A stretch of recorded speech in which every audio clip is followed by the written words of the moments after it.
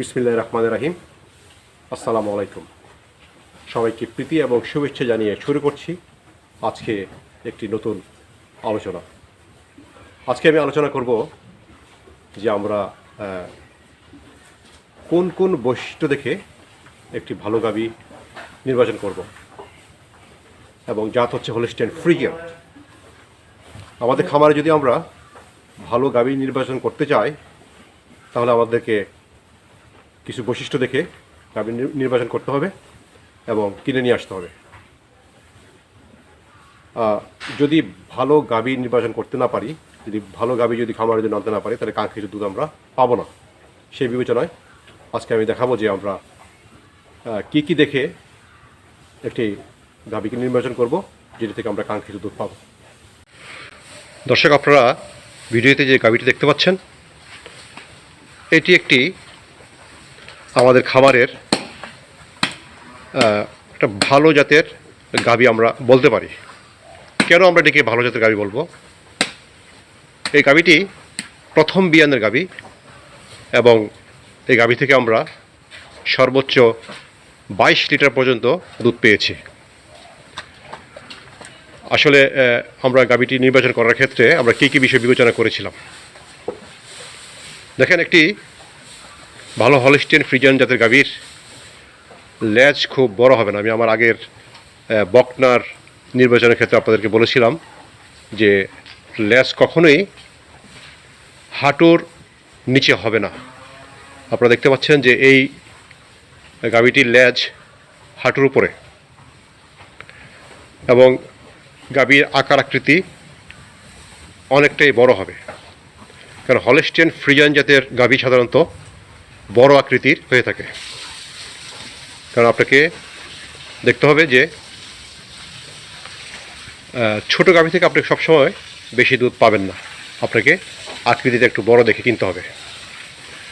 তারপর যে বিষয়টি বিবেচনা করতে হবে যে একটা গাভীর হলস্টাইন ফ্রিজিয়ানের গাভীর মাথা কখনো লম্বাটে হয় না।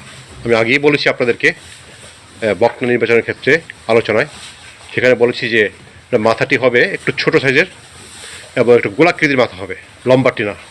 আপনি দেখতে পাচ্ছেন যে গাভীটির মাথাটা অনেকটাই গোলাকৃতি, এবং যখন আপনি চামড়া দেখবেন, চামড়াটা যেন পাতলা হয় এবং ঢিলাঢালা হয়।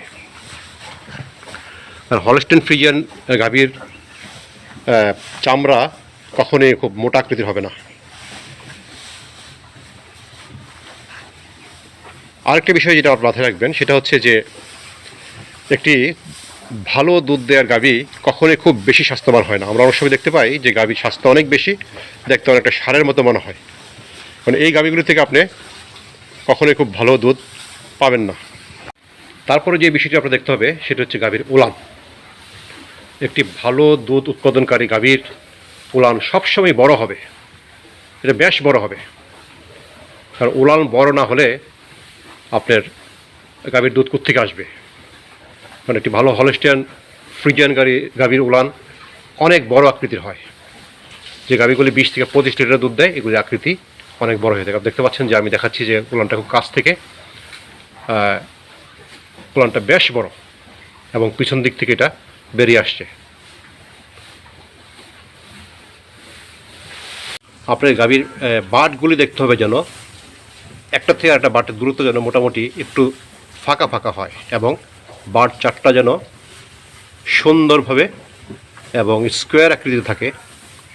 এবং সাধারণত যে গাভীর নাকি পিছনের বানের চেয়ে, পিছনের বাটগুলির চেয়ে সামনের বাটগুলি একটু বড় থাকে, সেই গাভীগুলিতে একটু বেশি দুধ পাওয়া যায়। এই দিকটা কিন্তু আপনাকে বিবেচনায় রাখতে হবে, এবং মনে রাখতে হবে যে একটি ভালো জাতের গাভী নাভি দিকে থাকে না। সাধারণত আমরা দেখতে পাই যেসব গাভী নাকি আপনার শাহিওয়াল জাতের গাভী, এগুলিতে গলা অনেক বেশি কম্বল থাকে এবং নাভির নিচে ঝুলানো থাকে।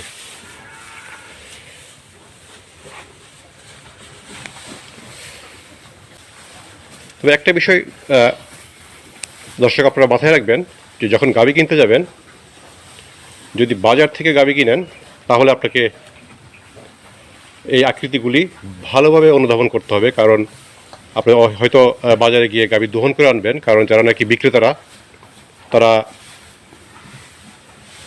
একদিন পুরো দিন না দহন করে গাভীর বাটে দুধ রেখে আপনাকে দহন করে দেখাবে অনেক দুধ হয়ে গেছে, কিন্তু বাড়িতে এনে যখন আপনি দহন করবেন তখন সে কাঙ্ক্ষিত দুধ পাবেন না।